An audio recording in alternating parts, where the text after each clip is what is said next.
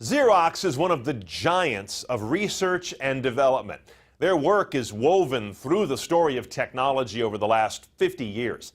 They pioneered personal computing, networking, natural language processing, and of course, copying and laser printing.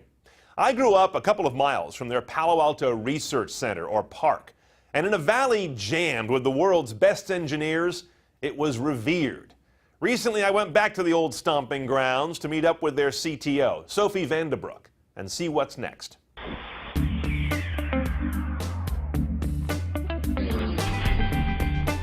The best way to predict the future is to invent it and to create it. And that's what we continue to do.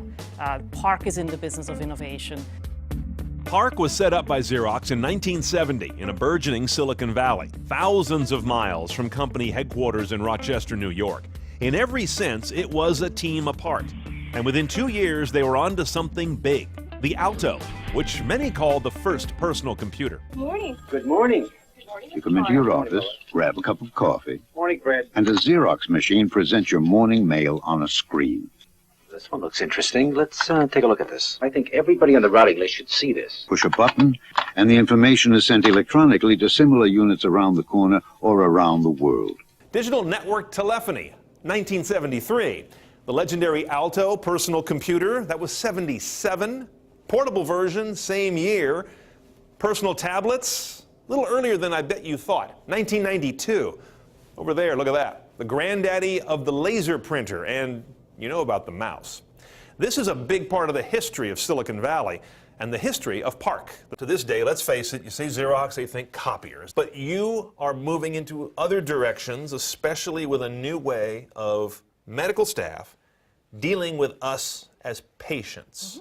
That's right. The digital nurse research project that we are doing here at PARC will enable the nurses and the doctors to really have the information handy, so you as a patient don't need to bother telling over and over again what pain you have or how you felt yesterday. This is truly patient-centric, as you can see. It's this patient, it shows all of his characteristics, what kind of medicine has he taken or what needs to happen today, what are the lab results. This unit on the wall is able to tell when a particular nurse, not just any nurse, but whoever's ID this is, has entered the room and pull up the relevant information. All about the patient and what needs to happen today, what are the lab results. Urgent things not to do or up here. We had specialists that have work practice expertise that go in the hospital and live with the nurses for extended amount of time and really see what was the patient's challenges, what really upset them, what upset the nurses, the fact that they have to spend so much time away from the bedside, away from dealing with the actual patient, which is really what they love to do. They found that nurses spend only about 30% of their time taking care of you and 70% doing routine chores like paperwork and filling medications. With their digital nurse project, the PARC team thinks it could flip that ratio. But it clearly will make a huge impact to the patient. So the hospitals have really been opening their doors. I mean, they want to innovate. They want to be able to figure out, how do I save costs in my hospital? Another line of research for Xerox in the medical field is heart monitoring that is not only wireless, but involves no contact at all. We are doing experiments today in a neonatal hospital in India. Their skins are very fragile, very sensitive, and so you don't want to keep putting probes on baby skins. And so our researchers who are experts in image processing, because of the decades of expertise making amazing images that we use to print, are now using that expertise to remotely monitor the signals coming out. It is a visual technology. To monitor a heart that you can't even see. Yes, that's correct. And then they can measure remotely the heartbeat and also the temperature.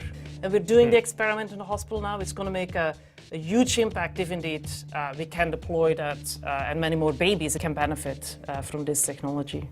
Hopefully you'll never come into contact with Xerox's medical technology, but I bet you could use some help parking. I was impressed by the smarts they're preparing to put into dumb meters and spaces.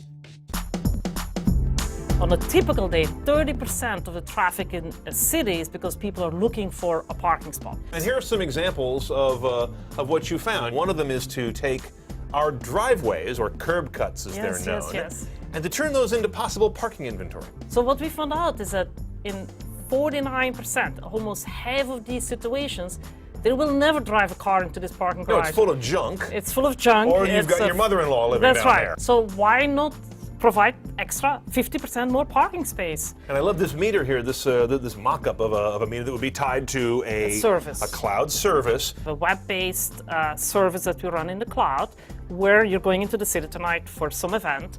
You can log in. The software will tell you where the closest free parking spot is during the time that you're interested to park. You pay for it at home and then you drive and the parking spot is empty waiting for you.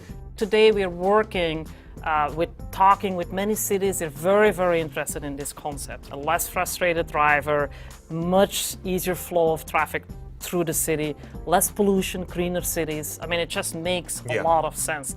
Park is one of maybe a handful of companies that can say it's in the business of breakthroughs and not illicit laughs. I also think Park is notable in the way it combines deep technology with the study of how people work, heal, or just park their car.